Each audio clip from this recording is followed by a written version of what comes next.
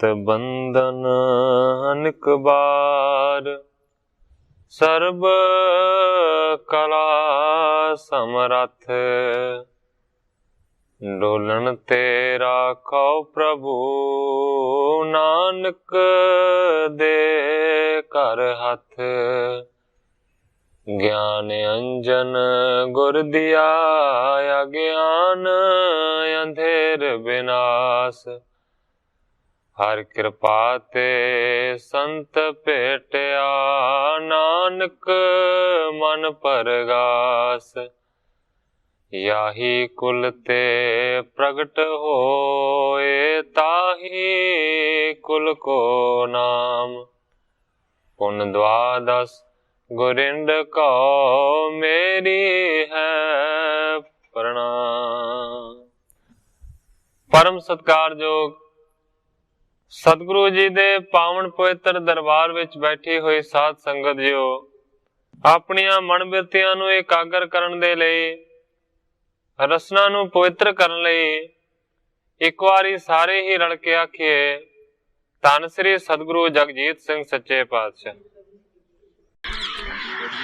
सतगुरु हरगोबिंद सच्चे पातशाह जी दा पावन पवित्र इतिहास साहब जी लड़ीबद्ध श्रवण कर रहे सी। इतिहास इत्थों तक पहुंचा है कि सतगुरु हरगोबिंद सच्चे पातशाह जी ब्यासा दे वल जा रहे ने, रोहेले पिंड दे वल जाण तो पहला सतगुरु हरगोबिंद सच्चे पातशाह जी ने पैंदे खां नूं कुछ सिखियावां दित्तियां ने। पैंदे खां कहंदा, सच्चे पातशाह तुहाडे प्रताप दे नाल मैनूं किसे दा कोई डर नहीं है, मैं किसे भी वैरी तो नहीं डरदा। कल इत्थों तक कथा पहुंची सी, अज इत्थों अगे मैं प्रारंभ करदा। गयो अपने साधन मजारा, बेवद बिलास करे मिल दारा। ग्रंथाकार भाई संतोख सिंह जी लिखते ने, सतगुरां दे कहण दे उत्ते पैंदे खां अपने घर दे विच रहण दे वास्ते राजी हो गया। सतगुरां नूं नमस्कार करके अपने घर दे विच चलिया गया। श्री हर गोबिंद चढ़े तुरंग, दुंदब बजियो यादक धुन संग। सतगुरु हरगोबिंद सच्चे पातशाह जी ने घोड़े दी सवारी कीती, दूसरे पासे उच्ची धुनी दे नाल, उच्ची आवाज दे नाल नगारा बजाया। मनो बिदत ही विजय बतावे, हने चोब एम शब्द उठावे।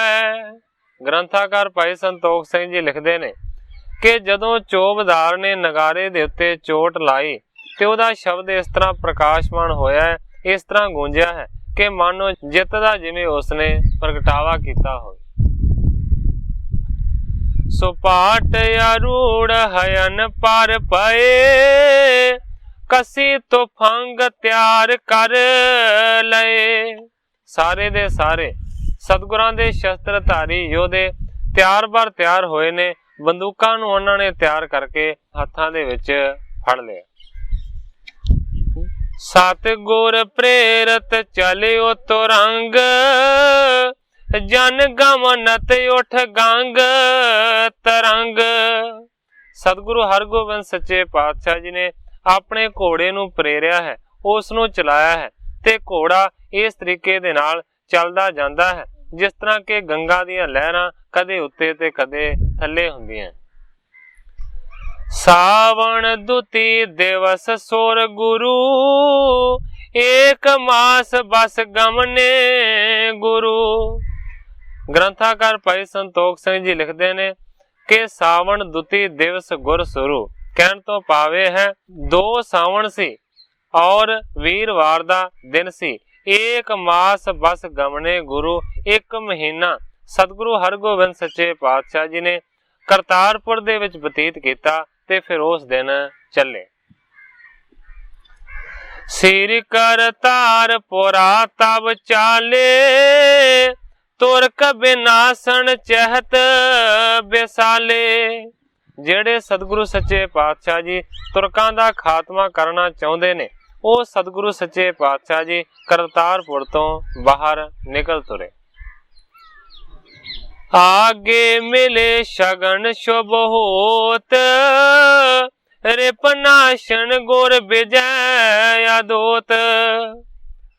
अगों इस तरह दे सोहणे सगन होए ने, रिपनाशन गुर विजय अदोत, जो शगन वैरियां नूं नाश करन वाले ते गुरु जी दी जित दे सूचक ने, ओ शगन उस वेले होए।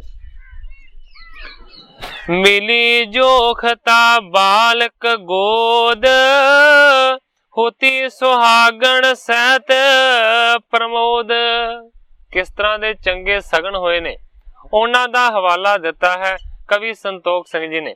कहंदे ने कि अगों एक ऐसी औरत देखी है जिहड़ी कि सुहागवान है, जिहड़ी सुहागण औरत है ते जिहदी गोदी दे विच बच्चा चुक्या होया। सुरबी बतस चुंगावत ठांडी, चाटत हृदय प्रीत बहो बाडी। जदों थोड़ा जिहा होर अगे गए, अगे एक ऐसी गऊ नूं वेख्या है जिस गऊ दे दुध नूं उसदा बच्चा चुंग रिहा है ते ओह अपने छोटे बच्चे नूं अपनी जीभ दे नाल चटदी है। सुंदर गौण पौण तब कीन, मृगन सुमाल दाहने लीन। इस तो इलावा बहुत ही सुंदर जिहड़ी सुहावनी हवा है उन्हें चलना शुरू किया है। जदों थोड़ा जिहा अगे गए ते मिर्गां दी हिरणां दी जिहड़ी कतार है उस कतार ने सज्जा पासा लिया। मृदल शब्द को करें बेहंग, जे शुभ होत पाए सुख अंग। बड़े मिठे मिठे शब्दां दे नाल जिहड़े पंछी ने ਉਹ बोलदे ने, जिन्हां दी आवाज नूं सुन के सारियां दे मन दे विच आनंद पैदा हुंदा है। दुंदब बाजत मार्ग चाले, मिले ग्राम के मानव जाले। ग्रंथाकार भाई संतोख सिंह जी लिखदे ने, इसे तरीके दे नाल सतगुरु जी अगे दी अगे चले जा रहे ने, नाल दी नाल नगारा वजदा जांदा है। लागे लागे दे जिहड़े पिंडां दे मनुख ने ਉਹ बहुत सारे सतगुरां दे दर्शनां दे वास्ते आउंदे ने। हर पै भेट ताए कर आगे, पादे हर बिंद छुवैं बड़ भागे। सारे दे सारे सतगुरां दे चरणां दे विच अपणियां भेटावां नूं अर्पण करदे ने ते सतगुरां दे चरण कमलां नूं वड्डे भागां वाले छूंदे ने, नमस्कार करदे ने। हेर हेर सुध सवण सुनावें, बड़ो लाभ लख दौरत आवें। जेड़ा भी सतगुरां दा दर्शन करके जांदा है ਉਹ ਦੂਸਰਿਆਂ ਨੂੰ ਜਾ ਕੇ ਖਬਰ ਦਿੰਦਾ ਹੈ, ਨਾਲੇ ਕਹਿੰਦਾ ਹੈ ਕਿ ਸਤਿਗੁਰਾਂ ਦੇ ਦਰਸ਼ਨਾਂ ਦਾ ਬਹੁਤ ਵੱਡਾ ਲਾਭ ਹੁੰਦਾ ਹੈ। ਇਸ ਕਰਕੇ ਦੂਜਿਆਂ ਨੂੰ ਕਹਿੰਦਾ ਹੈ ਕਿ ਤੁਸੀਂ ਵੀ ਜਾ ਕੇ ਦਰਸ਼ਨ ਕਰੋ। ਇਸ ਤਰੀਕੇ ਦੇ ਨਾਲ ਦੌੜ ਦੌੜ ਕੇ ਸਾਰੇ ਦੇ ਸਾਰੇ ਆਉਂਦੇ ਨੇ। खुशी करत गम अनंत किरपाला, उलंघे इस बिद पंथ बेसाला। कवि जी लिखते ने कि इस तरीके दे नाल सतगुरां ने बहुते सारियां नूं दर्शन दिता है, उन्हां दे उत्ते खुशी कीती है ते सतगुरु सच्चे पातशाह जी ने सारे दे सारे रस्ते नूं तय कीता। इस जगह दे उत्ते कवि जी अपने अध्याय दी समाप्ति करके नवे अध्याय दा प्रारंभ करदे ने। नदी बिपासा तीर पर थिर गरीब निवाज, चलत प्रवाह सबेग जल खरे देख बेकाज। ग्रंथाकार भाई संतोख सिंह जी लिखते ने, चलद्या चलद्या आखिरकार सतगुरु हरगोबिंद सच्चे पातशाह जी ब्यासा दरिया के किनारे ते रुक गए ने। सतगुरु सच्चे पातशाह जी जो गरीब नवाज ने वो कंढे ते खलो के वो जिहड़ा पानी ब्यासा दरिया दे विच वग रिहा सी उस दे प्रवाह नूं वेखण लगे। देश जो दुआबे को तट नीवा, मदर देश तट ऊंचो थीवा। किनारे ते खलो के सतगुरां ने की देखिया है ਜਿਹੜਾ ਦੁਆਬੇ ਵਾਲੇ ਪਾਸੇ ਦਾ ਕਿਨਾਰਾ ਹੈ ਉਹ ਥੋੜਾ ਨੀਵਾਂ ਲੱਗਦਾ ਹੈ ਤੇ ਜਿਹੜਾ ਮੱਧਰ ਦੇਸ਼ ਦਾ ਭਾਵ ਕੇ ਮਾਝੇ ਦਾ ਇਲਾਕਾ ਹੈ ਉਹ ਇਸ ਪਾਸੇ ਨਾਲੋਂ ਉੱਚਾ ਦਿਸਦਾ। ਕਰਤ ਵਿਭਾਗ ਪ੍ਰਵਾਹ ਚਲੰਤਾ, ਦੋਹ ਦਿਸ਼ ਤਟ ਦੇ ਦੇਸ਼ ਕਰੰਤਾ। ਕਵੀ ਸੰਤੋਖ ਸਿੰਘ ਜੀ ਲਿਖਦੇ ਨੇ ਕਿ ਜਿਹੜਾ ਉਹ ਦਰਿਆ ਦਾ ਪ੍ਰਵਾਹ ਦੋਹਾਂ ਪਾਸਿਆਂ ਨੂੰ ਵਿਭਾਗ ਦੇ ਵਿੱਚ ਕਰਦਾ ਹੈ, ਭਾਵ ਕਿ ਵਿਚਕਾਰ ਦੀ ਦਰਿਆ ਲੰਘਦਾ ਹੈ। ਇੱਕ ਕਿਨਾਰਾ ਦੁਆਬੇ ਵਾਲੇ ਪਾਸੇ ਹੈ, ਦੂਸਰਾ ਕਿਨਾਰਾ ਮਾਝੇ ਵਾਲੇ ਪਾਸੇ ਹੈ। ਇਹ ਦੋਵਾਂ ਇਲਾਕਿਆਂ ਨੂੰ ਇਸ ਤਰ੍ਹਾਂ ਲੱਗਦਾ ਹੈ ਕਿ ਜਿਵੇਂ ਦੋ ਦੇਸ਼ਾਂ ਦੇ ਵਿੱਚ ਉਹ ਵੰਡ ਰਿਹਾ ਹੋ। ਤੀਰ ਪਾਰ ਕੋ ਉੱਚੇ ਹੇਰੇ, ਕੇਵਟ ਆਵਾ ਤਰ ਤਿਸ ਬੇਰੇ। ਜਿਹੜਾ ਪਾਰਲਾ ਕਿਨਾਰਾ ਹੈ ਉਹ ਸਤਿਗੁਰਾਂ ਨੇ ਉੱਚਾ ਦੇਖਿਆ ਤੇ ਸਤਿਗੁਰੂ ਹਰਗੋਬਿੰਦ ਸੱਚੇ ਪਾਤਸ਼ਾਹ ਜੀ ਹੁਣ ਇਸ ਪਾਸੇ ਤੋਂ ਦਰਿਆ ਨੂੰ ਲੰਘ ਕੇ ਦੂਸਰੇ ਪਾਰ ਜਾਣਾ ਚਾਹੁੰਦੇ ਨੇ। ਇਸ ਕਰਕੇ ਉਸ ਵੇਲੇ ਬੇੜੀ ਵਾਲੇ ਮਲਾਹ ਨੂੰ ਬੁਲਾਇਆ ਗਿਆ।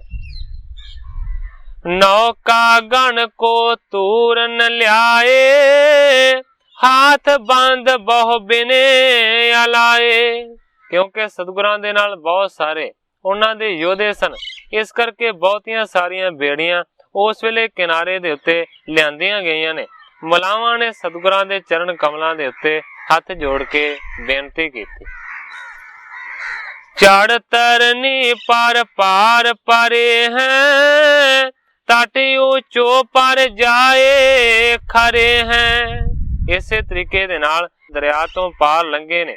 ਪਾਰਲੇ ਕਿਨਾਰੇ ਦੇ ਉੱਤੇ ਇੱਕ ਉੱਚੀ ਜਗ੍ਹਾ ਤੇ ਜਾ ਕੇ ਸਤਿਗੁਰੂ ਹਰਗੋਬਿੰਦ ਸੱਚੇ ਪਾਤਸ਼ਾਹ ਜੀ ਖੜੇ ਹੋ ਗਏ। ਅਪਰ ਸੁਪਟ ਜੇ ਹੈ ਸੁਮਦਾਏ, ਕਰੇ ਪਾਰ ਸਭ ਤਰੀ ਚੜਾਏ। ਇੱਕ ਪਾਸੇ ਸਤਿਗੁਰਾਂ ਨੇ ਦਰਿਆ ਨੂੰ ਪਾਰ ਕੀਤਾ ਹੈ ਬੇੜੀ ਦੇ ਰਾਹੀਂ ਤੇ ਦੂਸਰੇ ਪਾਸੇ ਸਤਿਗੁਰਾਂ ਦੇ ਜਿੰਨੇ ਵੀ ਸ਼ਸਤਰਧਾਰੀ ਯੋਧੇ ਸਨ ਉਹ ਵੀ ਸਾਰੇ ਦੇ ਸਾਰੇ ਬੇੜੀਆਂ ਦੇ ਵਿੱਚ ਸਵਾਰ ਹੋ ਕੇ ਦਰਿਆ ਤੋਂ ਪਾਰ ਲੰਘੇ। ਹੈ ਆਰੋਹ ਗੁਰੂ ਤਹਿ ਫਿਰੇ, ਚੌਂ ਦਿਸ਼ ਤੇ ਥਲ ਦੇਖਨ ਕਰੇ। ਉਸ ਵੇਲੇ ਸਤਿਗੁਰੂ ਹਰਗੋਬਿੰਦ ਸੱਚੇ ਪਾਤਸ਼ਾਹ ਜੀ ਨੇ ਘੋੜੇ ਦੀ ਸਵਾਰੀ ਕੀਤੀ ਹੈ ਤੇ ਚਾਰੇ ਪਾਸੇ ਹਰ ਇੱਕ ਜਗ੍ਹਾ ਦੇ ਉੱਤੇ ਜਾ ਕੇ ਜਗ੍ਹਾ ਦੀ ਪਰਖ ਕਰਨ ਲੱਗੇ। ਸਲਤਾ ਤਟ ਪਰ ਉੱਚੋ ਥੇ, ਬੈਠੇ ਬਹੁ ਬਹਾਰ ਕੋ ਦੇਹ। ਕਵੀ ਜੀ ਲਿਖਦੇ ਨੇ ਕਿ ਦਰਿਆ ਤੋਂ ਲਾਗੇ ਹੀ ਇੱਕ ਬਹੁਤ ਵੱਡਾ ਥੇ ਸੀ। ਸਤਿਗੁਰੂ ਹਰਗੋਬਿੰਦ ਸੱਚੇ ਪਾਤਸ਼ਾਹ ਜੀ ਬਹਾਰ ਨੂੰ ਦੇਖਣ ਦੇ ਵਾਸਤੇ ਉਸ ਟਿੱਬੇ ਤੇ ਜਾ ਕੇ ਬਹਿ ਗਏ। ਇੱਕ ਦਿਸ਼ ਬਸੈ ਲੋਕ ਕੁਛ ਥੋਰੇ, ਅਪਰ ਥੇ ਸੁਣੋ ਤ੍ਰੈ ਓਰੇ। ਗ੍ਰੰਥਾਕਾਰ ਭਾਈ ਸੰਤੋਖ ਸਿੰਘ ਜੀ ਲਿਖਦੇ ਨੇ ਕਿ ਬਹੁਤ ਲੰਮਾ ਚੌੜਾ ਉਹ ਥੇ ਸੀ, ਜਿਸ ਥੇ ਦੇ ਇੱਕ ਪਾਸੇ ਥੋੜੇ ਜਿਹੇ ਲੋਕ ਵਸਦੇ ਸਨ ਤੇ ਬਾਕੀ ਤਿੰਨਾਂ ਪਾਸਿਆਂ ਤੋਂ ਉਹ ਜਿਹੜਾ ਥੇ ਸੀ ਉਹ ਸੁੰਨਾ ਹੀ ਪਿਆ ਸੀ। ਪੁਰ ਕੇ ਬਸਨ ਉਚਤ ਲਖ ਥਾਨਾ, ਹਿਰਦੈ ਮਨੋਰਥ ਏਵ ਉਠਾਨਾ। ਕਵੀ ਜੀ ਲਿਖਦੇ ਨੇ ਕਿ ਇੱਕ ਨਗਰੀ ਵਸਾਉਣ ਦੇ ਵਾਸਤੇ ਉਸ ਜਗ੍ਹਾ ਨੂੰ ਸਤਿਗੁਰੂ ਸੱਚੇ ਪਾਤਸ਼ਾਹ ਜੀ ਨੇ ਚੰਗਾ ਜਾਣਿਆ ਹੈ। ਇਸ ਕਰਕੇ ਇੱਕ ਪੁਰੀ ਬਣਾਉਣ ਦਾ ਮਨੋਰਥ ਸਤਿਗੁਰਾਂ ਨੇ ਆਪਣੇ ਮਨ ਦੇ ਵਿੱਚ ਪੱਕਾ ਕਰ ਲਿਆ। ਡੇਰਾ ਤਿਸੀ ਥੇ ਪਰ ਕੀਨੋ, ਪਿਖਤ ਬਿਪਾਸਾ ਜਲ ਸ਼ੁਭ ਚੀਨੋ। ਕਵੀ ਜੀ ਲਿਖਦੇ ਨੇ ਕਿ ਉਸੇ ਥੇ ਦੇ ਉੱਤੇ ਸਤਿਗੁਰੂ ਸੱਚੇ ਪਾਤਸ਼ਾਹ ਜੀ ਨੇ ਆਪਣੇ ਸਾਰੇ ਫੌਜ ਦੇ ਸਿਪਾਹੀਆਂ ਦੇ ਨਾਲ ਡੇਰਾ ਲਾ ਲਿਆ। ਸਤਿਗੁਰਾਂ ਨੇ ਵਿਚਾਰਿਆ ਇੱਕ ਤੇ ਚੰਗੀ ਜਗ੍ਹਾ ਹੈ ਤੇ ਦੂਸਰਾ ਬਿਆਸਾ ਦਾ ਪਾਣੀ ਵੀ ਲਾਗੇ ਚੰਗਾ ਹੈ। ਉਤਰਿਓ ਦਲ ਸਭ ਗੁਰ ਕੋ ਆਏ, ਜਹ ਕਹਿ ਤੰਬੂ ਦੀਏ ਲਗਾਏ। ਸਤਿਗੁਰਾਂ ਦੀ ਸਾਰੀ ਫੌਜ ਨੇ ਉੱਥੇ ਡੇਰਾ ਲਾ ਲਿਆ ਹੈ। ਜਗ੍ਹਾ ਜਗ੍ਹਾ ਦੇ ਉੱਤੇ ਬਹੁਤੇ ਸਾਰੇ ਤੰਬੂ ਤਾਣ ਦਿੱਤੇ ਗਏ। ਸੁਧ ਪਾਈ ਨਰ ਜੇ ਸਭ ਗ੍ਰਾਮੂ, ਆਏ ਦਰਸ ਕੀਨਸ ਅਬੀਰਾਮੂ। ਸਤਿਗੁਰੂ ਹਰਗੋਬਿੰਦ ਸੱਚੇ ਪਾਤਸ਼ਾਹ ਜੀ ਦੇ ਉੱਥੇ ਪਹੁੰਚਣ ਦੀ ਜਿਹੜੀ ਖਬਰ ਹੈ ਉਹ ਜਿਹੜੇ ਲਾਗੇ ਪਿੰਡ ਦੇ ਵਿੱਚ ਰਹਿੰਦੇ ਸਨ ਉਹਨਾਂ ਨੂੰ ਪਤਾ ਲੱਗੇ। ਦੇਖ ਦੇਖ ਗਮਨੇ ਨਿਜ ਤਾਮੂ, ਤਹਾਂ ਬਸਤ ਇੱਕ ਘੇਰੜ ਨਾਮੂ। ਗ੍ਰੰਥਾਕਾਰ ਭਾਈ ਸੰਤੋਖ ਸਿੰਘ ਜੀ ਲਿਖਦੇ ਨੇ ਕਿ ਸਾਰੇ ਦੇ ਸਾਰੇ ਆਪਣੇ ਘਰਾਂ ਨੂੰ ਛੱਡ ਕੇ ਸਤਿਗੁਰਾਂ ਦੇ ਦਰਸ਼ਨਾਂ ਦੇ ਵਾਸਤੇ ਪਹੁੰਚੇ ਨੇ। ਤਹਾਂ ਬਸਤ ਇੱਕ ਘੇਰੜ ਨਾਮੂ। ਕਵੀ ਜੀ ਲਿਖਦੇ ਨੇ ਕਿ ਉਸ ਇਲਾਕੇ ਦੇ ਵਿੱਚ ਇੱਕ ਘੇਰੜ ਨਾਮ ਦਾ ਆਦਮੀ ਰਹਿੰਦਾ ਸੀ। ਥੇ ਮਾਲ ਕੀ ਧਾਰਤ ਸੋ, ਤਿਸ ਕੀ ਆਗਿਆ ਮੈਂ ਸਭ ਕੋ। ਤੇ ਉਹ ਜਿਹੜਾ ਬਹੁਤ ਵੱਡਾ ਥੇ ਸੀ ਉਹਦੇ ਉੱਤੇ ਆਪਣੀ ਮਾਲਕੀ ਕਰਦਾ ਸੀ ਉਹ ਜਿਹੜਾ ਘੇਰੜ ਹੈ। ਭਾਵ ਕਿ ਘੇਰੜ ਇਹ ਕਹਿੰਦਾ ਸੀ ਕਿ ਮੈਂ ਇਸ ਸਾਰੇ ਥੇ ਦਾ ਮਾਲਕ ਹਾਂ। ਇਸ ਕਰਕੇ ਬਾਕੀ ਸਾਰੇ ਦੇ ਸਾਰੇ ਉਸ ਘੇਰੜ ਦੇ ਹੁਕਮ ਦੇ ਵਿੱਚ, ਉਹਦੀ ਆਗਿਆ ਦੇ ਵਿੱਚ ਹੀ ਚੱਲਦੇ ਸਨ। ਸੋਨੀ ਕਾਨ ਮੈਂ ਸੁਧ ਗੁਰ ਆਏ, ਉੱਚੇ ਥਲ ਡੇਰਾ ਸਭ ਪਾਏ। ਉਸ ਘੇਰੜ ਨੂੰ ਪਤਾ ਲੱਗਾ ਕਿ ਸਤਿਗੁਰੂ ਹਰਗੋਬਿੰਦ ਸੱਚੇ ਪਾਤਸ਼ਾਹ ਜੀ ਆਏ ਨੇ, ਜਿਨ੍ਹਾਂ ਨੇ ਉੱਚੀ ਜਗ੍ਹਾ ਦੇ ਉੱਤੇ ਮੇਰੇ ਹੀ ਥੇ ਦੇ ਉੱਤੇ ਡੇਰਾ ਲਾਇਆ ਹੈ। ਸੰਸੈ ਭਇਓ ਵਿਸਾਲ ਹਿਰਦੈ ਤੇ, ਬਲਕਿ ਬਾਤ ਕਰਤ ਅਤਿਸ਼ੈ। ਉਸ ਘੇਰੜ ਨੂੰ, ਜਿਹਦਾ ਅਸਲ ਦੇ ਵਿੱਚ ਨਾਮ ਭਗਵਾਨ ਦਾਸ ਸੀ, ਭਗਵਾਨ ਦਾਸ ਘੇਰੜ ਉਸ ਦਾ ਪੂਰਾ ਨਾਮ ਸੀ, ਪਰ ਕਵੀ ਜੀ ਨੇ ਅਗਲਾ ਜਿਹੜਾ ਸ਼ਬਦ ਘੇਰੜ ਹੈ ਉਸ ਨੂੰ ਹੀ ਜ਼ਿਆਦਾਤਰ ਮੁੱਖ ਰੱਖਿਆ ਹੈ। ਦਰਅਸਲ ਉਹਦਾ ਨਾਂ ਸੀ ਭਗਵਾਨ ਦਾਸ ਘੇਰੜ। ਕਵੀ ਜੀ ਲਿਖਦੇ ਨੇ ਕਿ ਜਦੋਂ ਭਗਵਾਨ ਦਾਸ ਘੇਰੜ ਨੂੰ ਇਸ ਗੱਲ ਦਾ ਪਤਾ ਲੱਗਾ ਕਿ ਹਿੰਦੂਆਂ ਦੇ ਗੁਰੂ ਨੇ ਉੱਥੇ ਆਣ ਕੇ ਡੇਰਾ ਲਾ ਲਿਆ ਹੈ, ਤੇ ਮਨ ਦੇ ਵਿੱਚ ਉਹਦੇ ਸ਼ੰਕਾ ਪੈਦਾ ਹੋਇਆ। ਸੋਚਦਾ ਹੈ ਬਲਕਿ ਬਾਤ ਕਰਤ ਅਤਿਸ਼ੈ ਹੈ, ਇਹ ਜਿਹੜਾ ਗੁਰੂ ਹੈ ਇਹ ਤੇ ਜ਼ੋਰਾਵਰੀ ਦੀ ਗੱਲ ਬਹੁਤ ਜ਼ਿਆਦਾ ਕਰਦਾ ਹੈ। ਸ਼ਾਹਜਹਾਂ ਤੇ ਤਰਾਸ ਨਾ ਤਾਰਾ, ਲੜ ਕਰ ਲਸ਼ਕਰ ਰਣ ਮੈਂ ਮਾਰਾ। ਭਗਵਾਨ ਦਾਸ ਸੋਚਦਾ ਹੈ ਸ਼ਾਹਜਹਾਂ ਦੀ ਫੌਜ ਦੇ ਨਾਲ ਇਹ ਲੜਿਆ, ਰਤਾ ਵੀ ਬਾਦਸ਼ਾਹ ਦੇ ਡਰ ਨੂੰ ਇਹਨੇ ਨਹੀਂ ਮੰਨਿਆ ਤੇ ਬਾਦਸ਼ਾਹ ਦੀ ਵੱਡੀ ਸਾਰੀ ਫੌਜ ਦਾ ਇਹਨੇ ਖਾਤਮਾ ਕਰ ਦਿੱਤਾ। ਇਹਾਂ ਨ ਕਰੇ ਕੁਛ ਕਿਉ ਤਪਾਤਾ, ਆਇਓ ਕੌਣ ਕਾਜ ਕਿਆ ਜਾਤਾ। ਭਗਵਾਨ ਦਾਸ ਘੇਰੜ ਸੋਚਦਾ ਹੈ ਕਿ ਇੱਥੇ ਆਣ ਕੇ ਮੇਰੇ ਇਲਾਕੇ ਦੇ ਵਿੱਚ ਕਿਸੇ ਤਰ੍ਹਾਂ ਦਾ ਕੋਈ ਉਪਦਰਵ ਪੈਦਾ ਨਾ ਕਰ ਦੇਵੇ। ਆਇਓ ਕੌਣ ਕਾਜ ਕਿਆ ਜਾਤਾ, ਭਾਵ ਕਿ ਇਸ ਗੱਲ ਦਾ ਪਤਾ ਨਹੀਂ ਲੱਗਦਾ ਕਿਹੜਾ ਕੰਮ ਕਰਨ ਦੇ ਵਾਸਤੇ ਇੱਥੇ ਆਇਆ। ਏਵ ਵਿਚਾਰਤ ਮੂਰਖ ਆਵਾ, ਜਿਸ ਕੋ ਕਾਲ ਹੋਣ ਨਿਯਰਾਵਾ। ਗ੍ਰੰਥਾਕਾਰ ਭਾਈ ਸੰਤੋਖ ਸਿੰਘ ਜੀ ਲਿਖਦੇ ਨੇ ਇਸ ਤਰ੍ਹਾਂ ਦੀਆਂ ਬਹੁਤ ਸਾਰੀਆਂ ਵਿਚਾਰਾਂ ਭਗਵਾਨ ਦਾਸ ਘੇਰੜ ਨੇ ਕੀਤੀਆਂ। ਸਤਿਗੁਰਾਂ ਵਾਲੇ ਪਾਸੇ ਮੂਰਖ ਚੱਲ ਕੇ ਆ ਗਿਆ ਹੈ। ਕਵੀ ਜੀ ਲਿਖਦੇ ਨੇ ਜਿਸ ਕੋ ਕਾਲ ਹੋਣ ਨਿਯਰਾਵਾ, ਜਿਸ ਭਗਵਾਨ ਦਾਸ ਘੇਰੜ ਦਾ ਕਾਲ ਲਾਗੇ ਆਇਆ ਹੋਇਆ ਉਹ ਸਤਿਗੁਰਾਂ ਦੇ ਵੱਲ ਆ ਗਿਆ। ਆਗੇ ਗੁਰ ਟਿਗ ਲਗਿਓ ਦੀਵਾਨ, ਬੈਠੇ ਸੁਪਾਟ ਥਿਰੇ ਸਾਵਧਾਨ। ਦੂਸਰੇ ਪਾਸੇ ਕਵੀ ਜੀ ਲਿਖਦੇ ਨੇ ਕਿ ਸਤਿਗੁਰੂ ਹਰਗੋਬਿੰਦ ਸੱਚੇ ਪਾਤਸ਼ਾਹ ਜੀ ਵੱਡੀ ਸਾਰੀ ਆਪਣੇ ਯੋਧਿਆਂ ਦੀ ਸਭਾ ਲਾ ਕੇ ਬੈਠੇ ਸਨ। ਸਾਵਧਾਨ ਜਿਹੜੇ ਸੂਰਮੇ ਨੇ ਸਤਿਗੁਰਾਂ ਦੇ ਚਾਰੇ ਪਾਸੇ ਬੈਠੇ ਸਨ। ਘੇਰੜ ਔਰ ਗਰਬਤ ਚਲ ਆਇਓ, ਜਾਰਿਓ ਹੇਰ ਮੂਰਖ ਦੁੱਖ ਪਾਇਓ। ਘੇਰੜ ਦੇ ਮਨ ਦੇ ਵਿੱਚ ਵੱਡਾ ਹੰਕਾਰ ਸੀ ਉਸ ਥੇ ਦੀ ਮਾਲਕੀ ਦੇ ਕਾਰਨ। ਇਸ ਤੋਂ ਇਲਾਵਾ ਸਾਰੇ ਲੋਕ ਉਹਦੇ ਹੁਕਮ ਦੇ ਵਿੱਚ ਚੱਲਦੇ ਸਨ। ਜਦੋਂ ਸਤਿਗੁਰਾਂ ਦੀ ਇਸ ਤਰ੍ਹਾਂ ਦੀ ਸੋਭਾ ਘੇਰੜ ਨੇ ਵੇਖੀ ਤੇ ਬਹੁਤ ਹੀ ਜ਼ਿਆਦਾ ਮੂਰਖ ਈਰਖਾ ਦੀ ਅੱਗ ਦੇ ਨਾਲ ਸੜਿਆ। ਆਛੀ ਰੀਤ ਨ ਬੰਧਨ ਕੀਨੀ, ਨਹੀਂ ਉਪਾਇਨ ਆਗੇ ਦਿਨੀ। ਕੋਈ ਚੰਗੇ ਤਰੀਕੇ ਦੇ ਨਾਲ ਵੱਡੇ ਸਤਿਕਾਰ ਦੇ ਨਾਲ ਉਸ ਭਗਵਾਨ ਦਾਸ ਘੇਰੜ ਨੇ ਸਤਿਗੁਰਾਂ ਨੂੰ ਨਮਸਕਾਰ ਨਾ ਕੀਤੀ ਤੇ ਨਾ ਹੀ ਕੋਈ ਸਤਿਗੁਰਾਂ ਦੇ ਚਰਨਾਂ ਦੇ ਵਿੱਚ ਭੇਟਾ ਅਰਪਣ ਕੀਤੀ। बूझण लगियो सो कारज कौन, निकसे बरखा में तज पाउण। आउंदियां सार घेरड़ ने सतगुरां नूं सवाल कीता कि किहड़े काम दे वास्ते इन्हां वरखा दे दिनां दे विच तुसीं अपने घरां नूं छड्ड के निकल आए। गुर कहियो थल ऊच निहारा, तारे प्रवाह नदी जल पारा। सतगुरु हरगोबिंद सच्चे पातशाह जी ने उत्तर दिता है। सतगुरु जी कहते ने कि उच्ची जगह असी इनू जानिया है, थले नदी दा प्रवाह दरिया दा सोहना वगदा है, इस बहार नू वेखण दे वास्ते असी आए हैं। केतक दिन ठहरै इस स्थान, खेल बृति अखेर महान। सतगुरु हरगोबिंद सच्चे पातशाह जी कहते ने कि थोड़े दिन इस जगह ते असी रुकांगे, इत्थे शिकार खेडांगे और इस बहार दा आनंद लवांगे। बिन कर दम अवनी तल जाना, इस कारण हम आवन ठाना।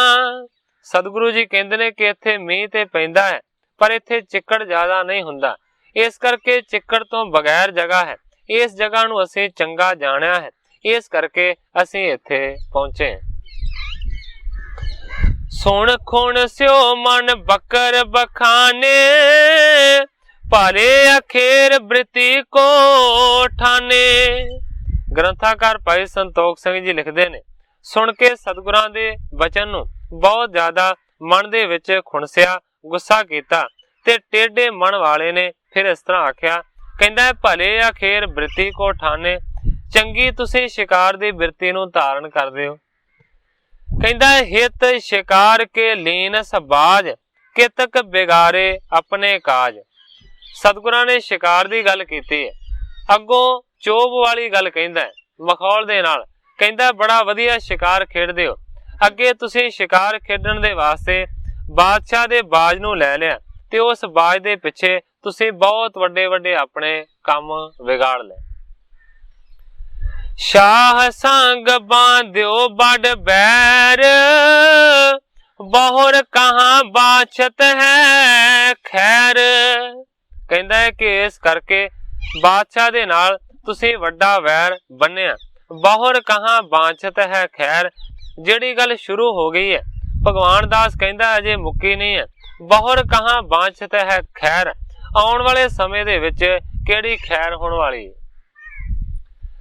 साधन औजार सुदा सारे आए, अजो न त्यागे सहज सुभाए। कहंदा बड़ा वधिया शिकार खेडिया, शिकार खेडण दे वास्ते गए ते बादशाह दे बाज नू फड़ लिया ते इस करके सारा बखेड़ा पैदा होया। अपने घर अंम੍ਰਿਤਸਰ नू उजाड़ के आ गए। अजो ना त्यागे सहज सुभाए, पर अजे भी अपनी आदत नू तुसीं नहीं छड्डिया। ठोकर लागे समझे सियाने, हान लाभ को सकल पछाने। कहंदा है कि जिहड़े सियाणे पुरुष हुंदे ने, जेकर उन्हां नू रता को ठोकर लग जावे ते उस ठोकर तो समझ जांदे ने, इस करके अगों तो ऐसा काम ही नहीं करते। हान लाभ को सकल पछाना, थोड़ी जी ठोकर लगन दे नाल किस गल दे विच हानि है, किहड़ी गल दे विच लाभ है, सियाणे पुरुष इस गल नू भली प्रकार पछाण जांदे ने। बड़े गुरु जब भये अगारी, संत स्वरूप परम उपकारी। भगवान दास घेरड़ सतगुरां नू कहंदा है कि तुहाडे तो पहला जिहड़े गुरु साहब होए ने वो संत स्वरूप सन ते बहुत वड्डे परोपकारी सन। शाह याद खिल कत सब आवे, नित प्रति जिन को सीस चुकावे। उन्हां सतगुरां दे अगे बादशाह ते सारी दुनिया आण के निमदी सी, निता प्रति लोक उन्हां दे चरणां दे उत्ते सिर झुकाउंदे सन। तुमने रीत नवीन चलाई, शस्त्र बांध कर धूम उठाई।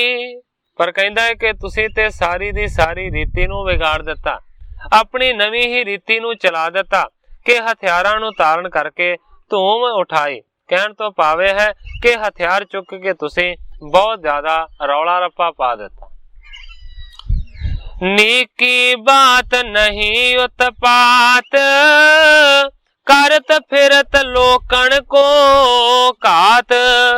ਕਹਿੰਦਾ ਕਿ ਚੰਗੀ ਗੱਲ ਨਹੀਂ ਹੁੰਦੀ ਕਿ ਉਪਦਰਵ ਪੈਦਾ ਕਰਨਾ, ਉਤਪਾਤ ਪੈਦਾ ਕਰਨਾ, ਲੋਕਾਂ ਨੂੰ ਤੁਸੀਂ ਮਾਰਦੇ ਫਿਰਦੇ ਹੋ। ਗੁਰੂ ਕਹਿਓ ਹਮ ਆਪਨ ਬਿਗਾਰਾ ਤੇ ਕਿਉਂ ਉਰਮੈ ਸੰਕਟ ਤਾਰਾ।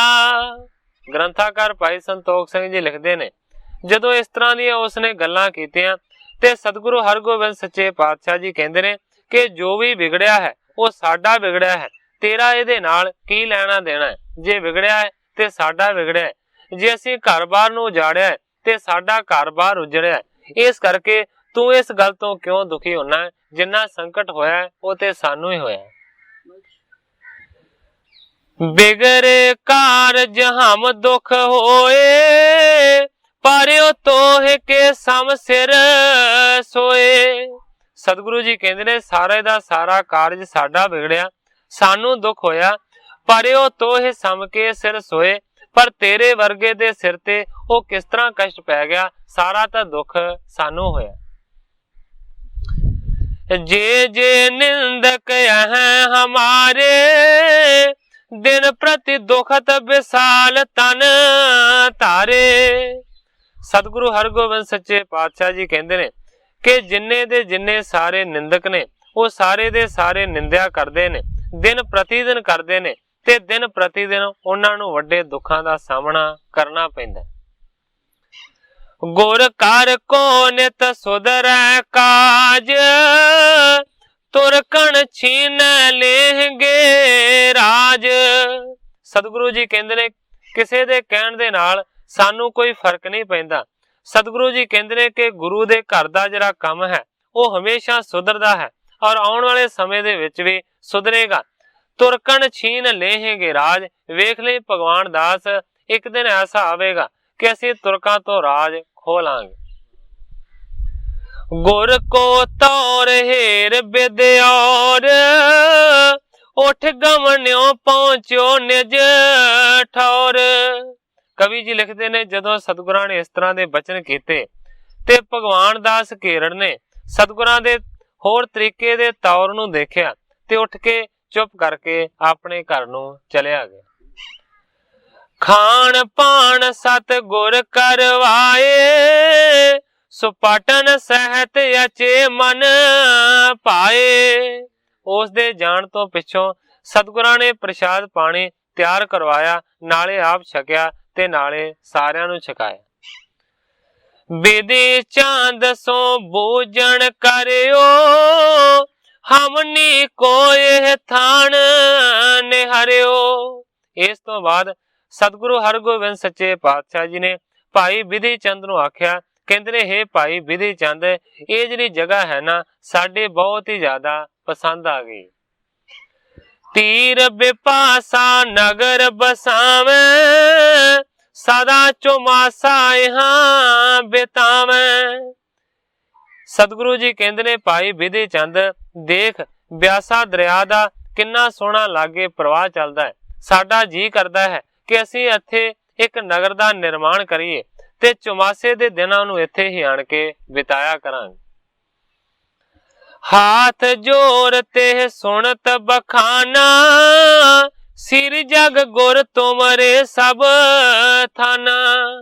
ਜਦੋਂ ਸਤਿਗੁਰੂ ਹਰਗੋਬਿੰਦ ਸੱਚੇ ਪਾਤਸ਼ਾਹ ਜੀ ਨੇ ਭਾਈ ਬਿਧੀ ਚੰਦ ਨੂੰ ਇਸ ਤਰ੍ਹਾਂ ਆਖਿਆ, ਅੱਗੋਂ ਹੱਥ ਜੋੜ ਕੇ ਭਾਈ ਬਿਧੀ ਚੰਦ ਜੀ ਕਹਿੰਦੇ ਨੇ ਸੱਚੇ ਪਾਤਸ਼ਾਹ ਬਹੁਤ ਚੰਗੀ ਗੱਲ ਹੈ। ਸੱਚੇ ਪਾਤਸ਼ਾਹ ਸਾਰੀਆਂ ਜਿੰਨੀਆਂ ਵੀ ਦੁਨੀਆ ਦੇ ਉੱਤੇ ਥਾਵਾਂ ਨੇ ਉਹ ਤੇ ਸੱਚੇ ਪਾਤਸ਼ਾਹ ਤੁਹਾਡੀਆਂ ਨੇ, ਜਿੱਥੇ ਮਰਜੀ ਤੁਸੀਂ ਆਪਣਾ ਡੇਰਾ ਬਣਾਓ। ਹੋਏ ਪ੍ਰਸੰਨਤਾ ਰਾਵਰ ਕੇਰੀ ਪ੍ਰਾਨ ਲਬਦ ਤਹ ਨਰਨ ਕਨੇਰੀ।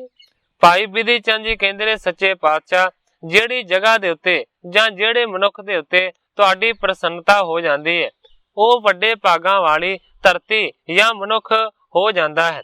ਪ੍ਰਾਨ ਲਬਦ ਤਹ ਨਰਨ ਕਨੇਰੀ, ਜਿਹੜੀ ਜਗ੍ਹਾ ਦੇ ਉੱਤੇ ਤੁਹਾਡੀ ਪ੍ਰਸੰਨਤਾ ਹੋਵੇ, ਤੁਹਾਡੀ ਖੁਸ਼ੀ ਹੋਵੇ, ਉਹ ਤੇ ਮਨੁੱਖਾਂ ਦੇ ਵਾਸਤੇ ਸੁਖਮਈ ਹੁੰਦੀ ਹੈ। ਸ੍ਰੀ ਮੁਖ ਕਹਿਓ ਦੇਰ ਨਹੀਂ ਕਾਈ, ਹੋਤ ਪ੍ਰਾਂਤ ਦੇਹੋ ਟੱਕ ਲਗਾਈ। ਜਦੋਂ ਵਿਧੀ ਚੰਦ ਜੀ ਨੇ ਸਤਿਗੁਰਾਂ ਦੇ ਬਚਨ ਦੇ ਵਿੱਚ ਹਾਮੀ ਭਰੀ ਤੇ ਸਤਿਗੁਰੂ ਜੀ ਕਹਿੰਦੇ ਨੇ ਦੇਰ ਨਹੀਂ ਕੋਈ। ਹੇ ਭਾਈ ਵਿਧੀ ਚੰਦ, ਜੇ ਤੂੰ ਇਸ ਤਰ੍ਹਾਂ ਦੀ ਗੱਲ ਕਰਦਾ ਹੈ ਤੇ ਫਿਰ ਦੇਰ ਨਹੀਂ ਲਾਉਣੀ ਚਾਹੀਦੀ। ਹੋਤ ਪ੍ਰਾਤ ਦੇਹੋ ਟੱਕ ਲਗਾਈ, ਸਵੇਰ ਹੋਣ ਦੇ ਨਾਲ ਹੀ ਅਸੀਂ ਨਗਰ ਨੂੰ ਬਣਾਉਣ ਦਾ ਜਿਹੜਾ ਟੱਕ ਹੈ ਨਾ ਉਹ ਲਾ ਦੇਵਾਂਗੇ।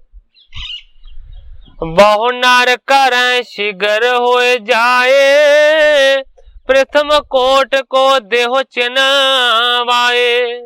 ਸਤਿਗੁਰੂ ਹਰਗੋਬਿੰਦ ਸੱਚੇ ਪਾਤਸ਼ਾਹ ਜੀ ਕਹਿੰਦੇ ਨੇ ਕਿ ਬਹੁਤੇ ਸਾਰੇ ਮਨੁੱਖ ਜੇਕਰ ਬਣਾਉਣਗੇ ਤੇ ਸ਼ੀਘਰਤਾ ਦੇ ਨਾਲ ਹੀ ਨਗਰ ਬਣ ਜਾਏਗਾ।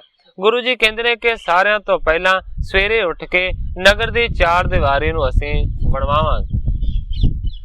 ਇਮ ਮਸਲਤ ਕਰ ਨਿਸਮੈ ਸੋਏ, ਜਾਗਤ ਭਏ ਸਮੋ ਨਿਜ ਜੋਏ। ਗ੍ਰੰਥਾਕਾਰ ਭਾਈ ਸੰਤੋਖ ਸਿੰਘ ਜੀ ਲਿਖਦੇ ਨੇ ਇਸ ਤਰ੍ਹਾਂ ਦੀ ਵਿਚਾਰ ਕਰਕੇ, ਇਸ ਤਰ੍ਹਾਂ ਦੀ ਸਲਾਹ ਕਰਕੇ ਰਾਤ ਨੂੰ ਸਾਰੇ ਦੇ ਸਾਰੇ ਸੁੱਤੇ ਨੇ। ਸਮਾਂ ਜਾਣ ਕੇ ਸਤਿਗੁਰੂ ਸੱਚੇ ਪਾਤਸ਼ਾਹ ਜੀ ਉੱਠ ਪਏ ਭਾਵ ਕੇ ਅੰਮ੍ਰਿਤ ਵੇਲੇ।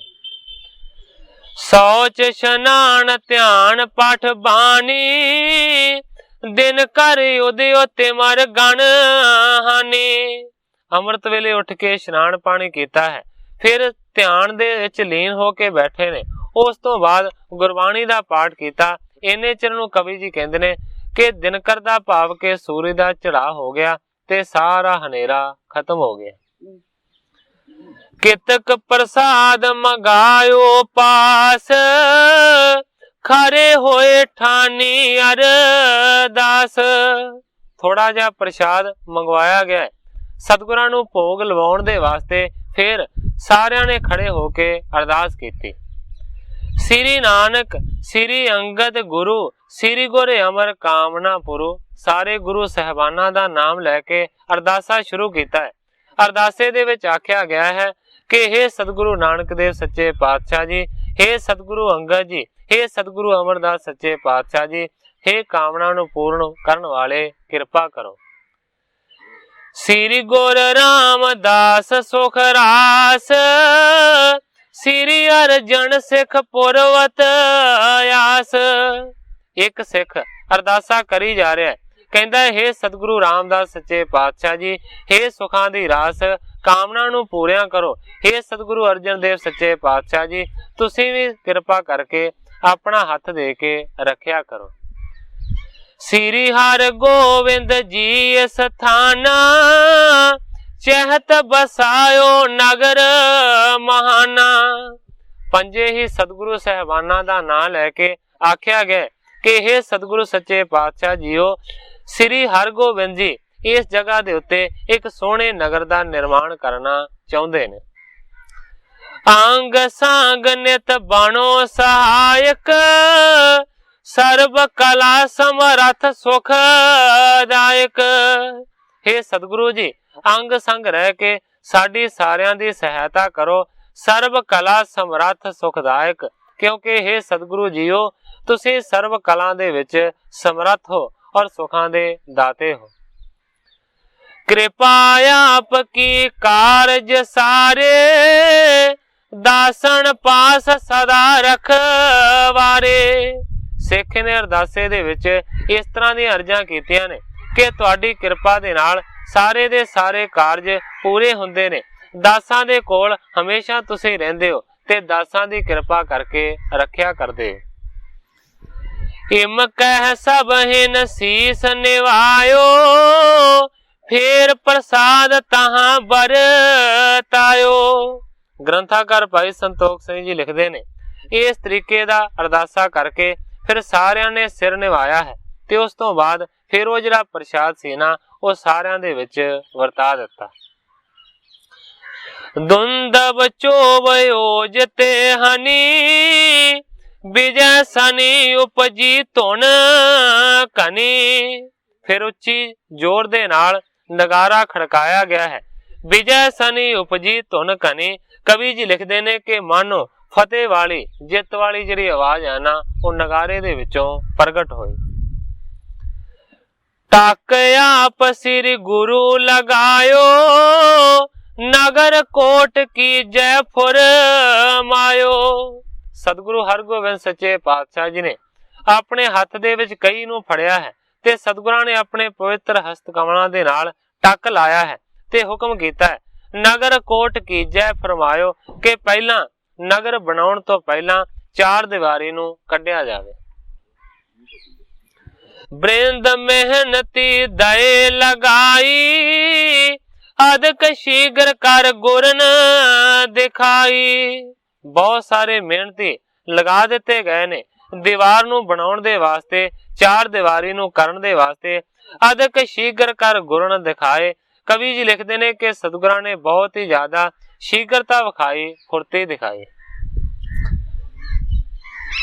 ਪਾਏ ਪ੍ਰਸੰਨ ਹੇਰ ਕਰ ਸਰਬ, ਬਖਸ਼ਿਓ ਤਾਤ ਕਾਲ ਗਨ ਦਰਬ।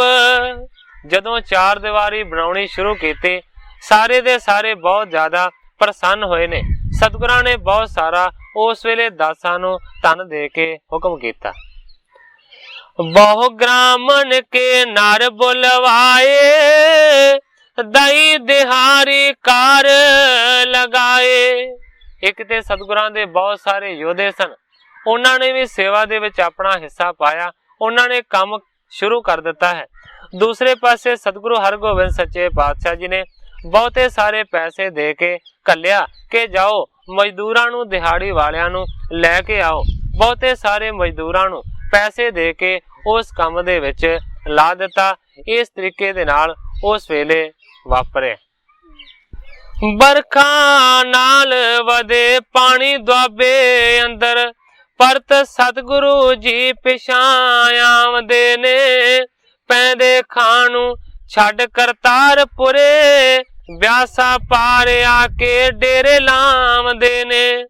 ਵਸੋਂ ਕਰਨ ਲੱਗੇ ਹਰ ਗੋਬਿੰਦਪੁਰ ਦੀ, ਕੱਚਾ ਕੋਟ ਚੌਗਿਰਦ ਕਢਾਵਦੇ ਨੇ। ਉਥੇ ਬਰਕਤਾਂ ਸਭ ਕਰਤਾਰ ਸਿੰਘਾ, ਜਿੱਥੇ ਸਤਿਗੁਰੂ ਚਰਨ ਟਿਕਾਉਂਦੇ ਨੇ।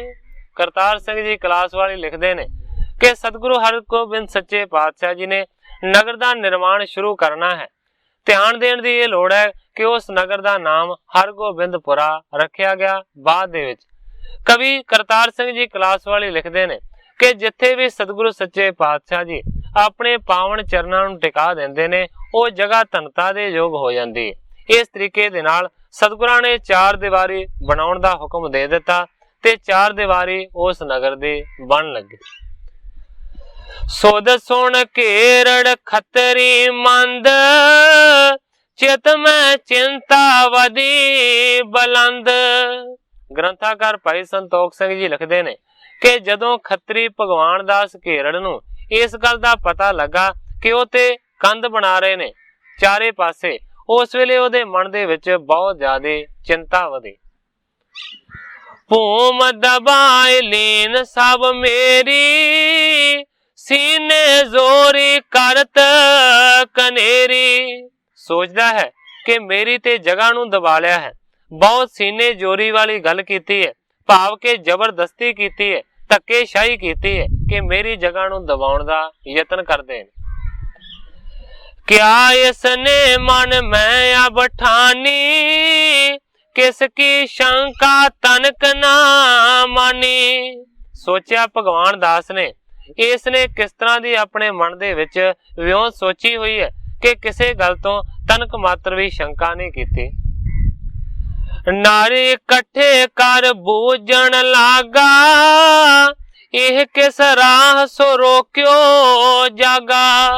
ਸਾਰੇ ਆਦਮੀਆਂ ਨੂੰ ਇਕੱਠਾ ਕਰਕੇ ਭਗਵਾਨ ਦਾਸ ਸਾਰਿਆਂ ਨੂੰ ਕਹਿੰਦਾ ਹੈ, ਇਹ ਕਿਸ ਰਾਹ ਸੋ ਰੋਕੈ ਜਾਗਾ। ਕਹਿੰਦਾ ਹੈ ਕਿ ਕਿਸ ਤਰ੍ਹਾਂ ਜਗ੍ਹਾ ਨੂੰ ਰੋਕਦਾ ਹੈ ਇਹ ਹਿੰਦੂਆਂ ਦਾ ਗੁਰੂ। ਹਮੇ ਕਿ ਤੁਮੇ ਬੋਝ ਨਹੀਂ ਲੀਨ, ਕਿਸ ਕੋ ਕਿਸ ਬਿਦ ਕਛੂ ਨਾ ਦੀਨ। ਸਾਰਿਆਂ ਨੂੰ ਇਕੱਠਾ ਕਰਕੇ ਭਗਵਾਨ ਦਾਸ ਘੇਰੜ ਕਹਿੰਦਾ ਹੈ ਕਿ ਨਾ ਮੈਨੂੰ ਪੁੱਛਿਆ, ਨਾ ਤੁਹਾਨੂੰ ਪੁੱਛਿਆ, ਨਾ ਕੋਈ ਪੈਸਾ ਦਿੱਤਾ ਹੈ, ना कोई धेला दिता है ते बगैर ही किसी दी इजाजत तो इसने अपनी कंध बनाउणी शुरू कर दिती। सुन कै लोकन बाक बखानो ये गुर जान कै तुम जानो। क्योंकि पिछे इस गल का जिक्र आया है कि उस दी मालकी भगवान दास आप करदा है ते सारियां नूं कहंदा है मैं इस थे दा मालक हां। इस करके बाकी जिन्ने रहन वाले ने ओदा आदर करदे ने, ओदा शुक्रिया करदे ने कि चंगा सानू जगह दिती है। जदों भगवान दास ने इस तरह की गल आखी ते लोकां सारियां ने आख्या, कहंदे ने ये गुर जाने कै तुम जानो। कहंदे ने कि जां तू जान ते जां गुरु जाने, इस गल दे विच साडा कोई लेना देना नहीं। कहंदे ने कोट होए अंतर कर बस है, नहीं होवत तो करे ना आस है। कहंदे ने बहुत देर दे वसदे हैं, कोई चार दीवारी नहीं है नगर दे उत्ते ते उसे तरह वसी जाने। कहंदे ने कि जेकर गुरु दीवार बना रहा है ते चंगा कर रहा है, असी ते वसना ही है भावें दीवार होवे या ना होवे, ओ तेरी जगह नूं दबे या ना दबे। भाव के जेकर तू जगह दिती है असी रही जाने आ, भावें दिवाले दुआले कोई कोट नहीं है, कोई दीवार नहीं है। ते जेकर गुरु दीवार बनावेगा फिर भी असी इसी तरह रही जाना। दीवार बनदी है ते बने, नहीं बनदी ते नहीं बने। कहंदे ने कि साडा इस गल दे नाल कोई लेना देना नहीं। जगह जिहड़ी दीवारे ने वो तेरी दीवारे ने, इस करके तू उन्हां दे नाल निबड़ या ना निबड़, असी इस गल दे विच तेरे हक दे विच नहीं। गुर बलवान न मान कान, अरे कौन दे प्राणन हान। इस तो इलावा सारिया ने आख्या कि गुरु बलवान है, वो महान है, वो किसी दी हीन कान नूं नहीं मनदा। इस करके उन्हां दे अगे कौन अड़ेगा, जिहड़ा अड़ेगा वो मारिया जाएगा। सपत हजार मारे अब आवा, फिर शेर सम त्रास ना पावा। सारे दे सारे भगवान दास घेरड़ नूं कहंदे कि हुणे हुणे 7000 फौज तुरकां दी नूं मार के आया है। इस तरह फिरदा है जिवें कि जंगल दे विच निरभय होके शेर फिरदा होवे। सब हिन करत अनादर बोला, मैं कर होया छेस हौला। ग्रंथाकार भाई संतोख सिंह जी लिखते ने कि जदों सारियां ने इस तरह की गल कीती अनादर वाली, उस वेले कहंदा मैं कर हो आछे इस हौला। कहंदा जे तुसी नहीं साथ देना ते ना सही, कहंदा कि मैं गुरु नूं चंगे तरीके दे नाल हौला करांगा। किम पर पाए सकै स्थान, चाहत है कि नहीं निज प्राण। भगवान दास घेरड़ कहंदा है मैं देखांगा कि किस तरीके दे नाल गुरु इत्थे अपनी जगह बनाउंदा है। चाहत है कि नहीं निज प्राण, कि गुरु अपने प्राणा नूं चाहुंदा है कि नहीं चाहुंदा। अब देखो मैं डर उपजावां, ना तां सैन शाह ते लियावो। कहंदा है कि हुण तुसीं सारे वेखियो कि किस तरह गुरु नूं डर दे के मैं इथों दड़ाउंदा हां। जेकर मेरे डर तो ना डरिया ते फिर मैं बादशाह दी सेना नूं चढ़ा के लियावांगा। और हंकारी बखत को बैना, सतगुर दिश ते डर और है ना। ग्रंथाकार भाई संतोख सिंह जी लिखते ने बड़ा हंकारी है भगवान दास घेरड़, जिहदे मन दे विच बहुत वड्डा हंकार है। सतगुरां दे वास्ते उन्हें कुबैना दी वरतों कीती है। बैन आख्या जांदा है बोलां नूं, गल्लां नूं। जेकर अगे कक्का लग जावे ते कुबैन हो जांदे ने, भाव के माड़े शब्द। सतगुरां दी शान दे खिलाफ उन्हें बहुत सारे कुबैन बोले ने, माड़े शब्द वरते ने। सतगुर दिस ते डरे और है ना। सतगुरां वाले पासे तो भगवान दास घेरड़ नूं कोई भी डर नहीं। सेत बार सिख मुख पर ताही, तऊ योज बहुतन के माही। ग्रंथाकार भाई संतोख सिंह जी उस भगवान दास घेरड़ दी बनतर नूं दसदे ने कि किस तरह दा उहदा शरीर है, किन्नी को उसदी उमर है, किस तरह दा पहरावा वो शरीर दे उत्ते धारण करदा है। उहदी सारी बनतर दा अगे हवाल कवि जी ने दिता है। कवि जी लिखते ने सेत बार मुख पर ताही, ओदे मूंह दे उत्ते भाव के दाढ़ी दे सारे जिहड़े वाल ने ना वो चिट्टे ने। ताऊ योज बहुत तन के माही, पर शरीर दा चंगा मालक है। भाव के शरीर तगड़ा है पर वाल ओदे चिट्टे ने, बुढ़ेपे दी अवस्था है। मोटा पेट ओठ पी मोटे, तोंड बड़ो कछ लोचन छोटे। भाई संतोख सिंह जी लिखते ने बहुत वड्डा सारा ओदा ढिड है। इस तो इलावा जिहड़े भगवान दास दे बुल ने वो बड़े मोटे ने, बहुत वड्डा सारा ओदा सिर है पर अखां बहुत छोटियां छोटियां ने। धोती करत रहत जो टीली, ग्रीवा छोटी जन धर लीली। इस तो इलावा कवि जी लिखते ने कि तेड़ धोती बनता है जिन्हों हमेशा वो ढिली करता रहिंदा है, क्योंकि दिनों दिन मोटा हुंदा जांदा है, ओनू हौली हौली ढिली करता रहिंदा, भाव के वधदा जांदा है ओदा ढिड। ग्रीवा छोटी जन धर लीली। इस तो इलावा कवि जी लिखते ने कि धौण ओदी बहुत ज्यादा छोटी है। इस तरह लगता है कि जिवें मोढियां दे विच ही वो धौण अटकी होवे। टीले जामे की बहुतनिया, जागरण को प्रवीण जन बनिया। ग्रंथाकार भाई संतोख सिंह जी लिखते ने कि जिहड़ा जामा पोशाका अपने उपरले शरीर दे उत्ते धारण करदा है वो ढिला पाउंदा है। इस तो इलावा ओदियां जिहड़ियां तनियां बन्नण वालियां ने जामे दियां उन्हां नूं भी ढिला रखदा है। झगड़त को प्रवीण जन बनिया। पर कवि जी लिखते ने कि झगड़ा करन दे विच, लड़ाई करन दे विच इन्ना ज्यादा प्रवीण है, इन्ना चतुर है जिवें कोई दुकान वाला बाणिया होवे। पोली बड़ पाग सिर तारे, कर सोटी तर तर पग डारे। वड्डी सारी ते पोली पग सिर दे उत्ते बनदा है, हथ दे विच हमेशा डंगोरी जां सोटी फड़ के रखदा है, धरती दे उत्ते उस नूं रख के फिर अगे तुरदा है। और हंकारी घर की ठौर, अपने सामने ही जाने और। कवि जी लिखते ने कि मन दा वड्डा हंकारी है, अपने घर की ठौर कहण तो भाव कि अपने घर दे विच बड़ा शेर है। जिस तरह आम कहावत वरतदे ने कि अपनी गली दे विच कुत्ता शेर हुंदा है, इस तरह दी कवि जी लिखते ने ओदी हालत है, अपने घर दे विच शेर वांग है, अपने सामने ही जानना है और अपने बराबर दा किसे नूं भी वो नहीं समझदा। अपनी जात गुरु की जान, कर शरीक पणो हित हन। मानो कि अपनी जाति दा जानदा है गुरु नूं, इस करके शरीकापन करना चाहुंदा है। हित हन, जिस शरीकापन करन दे विच अपना भला उदा नाश हो जाना। जरी ना जाए कृत्य गुर की, बिसरत नाहिन चिंता उर की। जिहड़ा सतगुरां ने काम कीता है उसनूं जर नहीं सकिया कि गुरु ने क्यों चार दीवारी बनाउणी शुरू कीती है। बिसरत नाहिन चिंता उर की, एक क्षण भर भी ये जिहड़ी चिंता है ना ओदे मन दे विचों नहीं लथी। कहों जाए मैं जे हट रहे, नाह ता बहु संकट को सह। भगवान दास केरड़ ने अपने मन दे विच सोचा है कि मैं हुणे ही गुरु दे कोल जांदा हां, उस नूं जाके दीवार बनाउण तो रोकदा हां।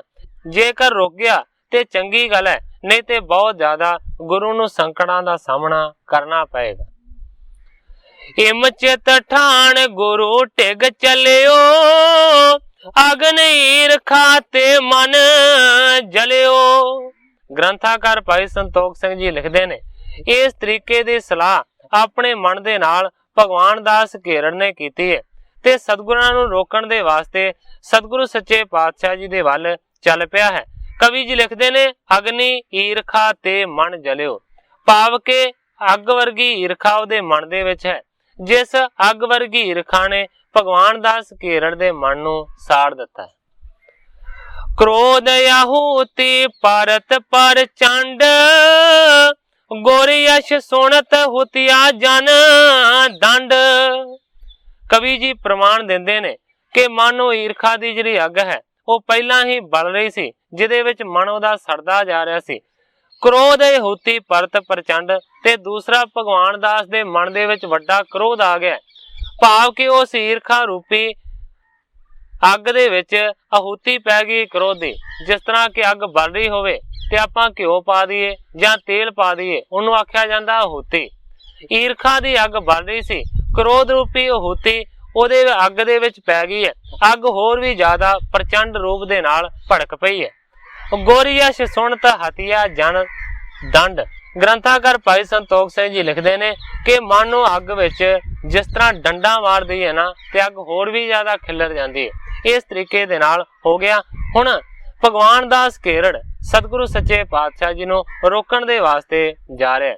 ਗ੍ਰੰਥਾਕਾਰ ਭਾਈ ਸੰਤੋਖ ਸਿੰਘ ਜੀ ਇਸ ਜਗ੍ਹਾ ਦੇ ਉੱਤੇ ਆਪਣੇ ਇਸ ਅਧਿਆਇ ਦੀ ਸਮਾਪਤੀ ਕਰਦੇ ਨੇ। ਦੂਸਰੇ ਪਾਸੇ ਸਾਧ ਸੰਗਤ ਜੀ ਸਮਾਂ ਵੀ ਸਮਾਪਤ ਹੋ ਚੁੱਕਾ ਹੈ। ਕਿਸ ਤਰੀਕੇ ਦੇ ਨਾਲ ਸਤਿਗੁਰੂ ਸੱਚੇ ਪਾਤਸ਼ਾਹ ਜੀ ਨੂੰ ਜਾ ਕੇ ਭਗਵਾਨ ਦਾਸ ਕੇਰੜ ਰੋਕਣ ਦਾ ਯਤਨ ਕਰੇਗਾ, ਜਿਸ ਤਰ੍ਹਾਂ ਗ੍ਰੰਥਾਕਾਰ ਭਾਈ ਸੰਤੋਖ ਸਿੰਘ ਜੀ ਇਸ ਕਥਾ ਨੂੰ ਅਗਲੇ ਅਧਿਆਇ ਦੇ ਵਿੱਚ ਬਿਆਨ ਕਰਨਗੇ, ਮੈਂ ਉਸੇ ਤਰੀਕੇ ਦੇ ਨਾਲ ਸਾਧ ਸੰਗਤ ਦੇ ਸਨਮੁਖ ਅਰਜ਼ ਕਰਾਂਗਾ। ਅੱਗੇ ਜੋ ਸਤਿਗੁਰੂ ਸੱਚੇ ਪਾਤਸ਼ਾਹ ਜੀ ਦੀ ਰਜ਼ਾ ਹੋਵੇਗੀ ਉਸੇ ਤਰ੍ਹਾਂ ਵਰਤੇਗੀ। ਅੱਜ ਇੰਨੀਆਂ ਹੀ ਅਰਜ਼ਾਂ ਕਰਦਾ ਹੋਇਆ ਮੈਂ ਇੱਥੇ ਹੀ ਕਥਾ ਨੂੰ ਵਿਸਰਾਮ ਦੇ ਕੇ ਸਾਰੀ ਸਾਧ ਸੰਗਤ ਤੋਂ ਖਿਮਾ ਦਾ ਜਾਚਕ। हे अच्युत हे पार ब्रह्म अविनाशी अगनाश, हे पूरन हे सर्ब मैं दुख पंजन गुणतास, हे संगी हे निरंकार हे निर्गुण सब टेक, हे गोविंद हे गुण निदान जाके सदा विवेक, हे अपरंपर हर हरे है पी होवन हार, हे संता कै सदा संग ने धारा आधार, हे ठाकुर हो दास रो मैं निर्गुण गुण नहीं कोय, नानक दीजै नाम दान राखो ही परोय, याही कुल ते प्रगट होय ताही कुल को नाम, पुन द्वादश गोरिंड को मेरी है प्रणाम।